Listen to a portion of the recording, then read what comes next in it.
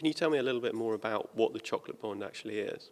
Yes, this is where we'd offered the members of the Chocolate Tasting Club either a £2,000 or £4,000 bond, and in return for that we would pay them only in chocolate, so no interest. The return was in chocolate, either 6 boxes of Chocolate Tasting Club chocolates or 13 boxes in a year, and it was for 3 years.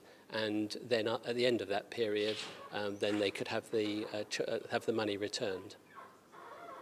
We wanted to grow the business, and bank finance was the typical way that one would do that.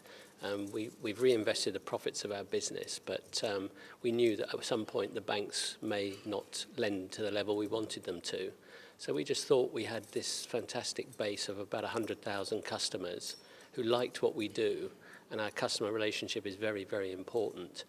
So we just thought that maybe those people might want to invest in the business, be part of our story, and just help fund the business.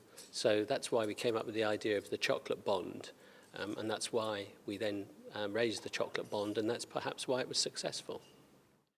What would be your advice to companies looking to grow in terms of how they get funding? I think the answer is to look around. If you can raise money through a chocolate bond or a retail bond in a similar way, you just have to ensure that you've got a good relationship with your customers.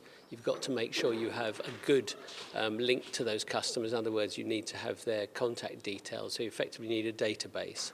I think there's a danger that people may have a retail product that's sold through wholesale channels, and therefore they don't have that direct relationship, and I think that's important, and that can be seen by the success of bonds where people have actually got those contact details and can establish that contact and effectively request the funding through that direct approach.